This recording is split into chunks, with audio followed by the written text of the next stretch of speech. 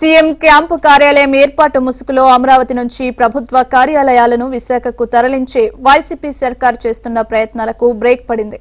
ఈ వ్యవహారంపై దాఖలైన వ్యాజ్యాలను తగిన బెంచ్ విచారణ చేపట్టే వరకు ప్రభుత్వ కార్యాలయాలను విశాఖకు తరలించవద్దని రాష్ట్ర ప్రభుత్వాన్ని హైకోర్టు ఆదేశించింది.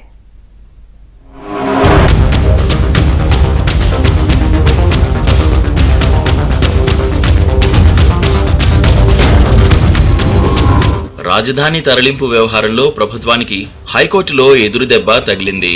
విశాఖకు కార్యాలయాల తరలింపును నిలిపివేయాలని ప్రభుత్వానికి ఆదేశాలు జారీ చేసింది.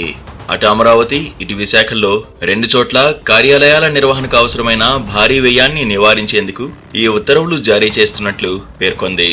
ప్రజల సొమ్ముకు ప్రభుత్వం ధర్మకర్తని ఈ సందర్భంగా గుర్తు చేసింది.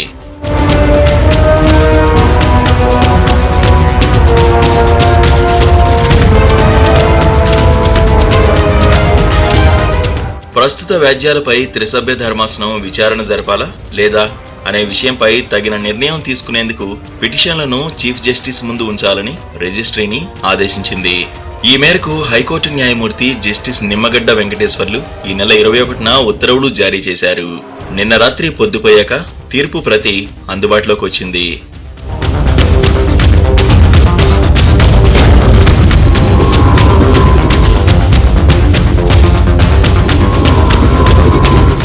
ఉత్తరాంధ్ర అభివృద్ధి పర్యవేక్షణ పేరుతో సీఎం క్యాంపు కార్యాలయం ఏర్పాటు ముసుగులో ప్రభుత్వ కార్యాలయాలను విశాఖకు తరలించేందుకు ప్రయత్నిస్తున్నారని పేర్కొంటూ అమరావతి పరిరక్షణ సమితి మేనేజింగ్ ట్రస్టీ గద్దె తిరుపతిరావు, రాజధాని రైతులు మాదాల శ్రీనివాస్, వలపర్ల మనోహరం పిటిషన్ దాఖలు చేశారు.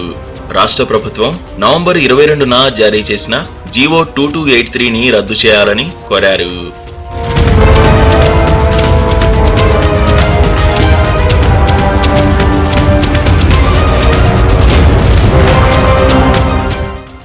ఇదే వ్యవహారంపై రాజధాని రైతు పరిరక్షణ సమితి కార్యదర్శి ధనేకుల రామారావు, అమరావతి రాజధాని సమీకరణ రైతు సమాఖ్య సొసైటీ ఉపాధ్యక్షుడు కల్లం రాజశేఖర్ రెడ్డి వేర్వేరుగా వ్యాజ్యాలు దాఖలు చేశారు.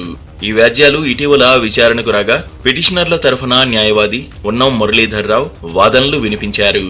ప్రభుత్వం తరఫున ప్రభుత్వ ప్రత్యేక న్యాయవాదులు సి సుమన్, మహేశ్వర్ రెడ్డి వాదించారు. ఇరువైపుల వాదనలను పరిగణలోకి తీసుకున్న న్యాయమూర్తి 3 రాజధానుల పేరిట చట్టాన్ని సవాల్ చేస్తూ హైకోర్టులో వ్యాజ్యాలు దాఖలయ్యాయని గుర్తు చేశారు. ఆ తర్వాత 3 రాజధానుల చట్టాన్ని రాష్ట్ర ప్రభుత్వం ఉపసంహరించుకుందని పేర్కొన్నారు.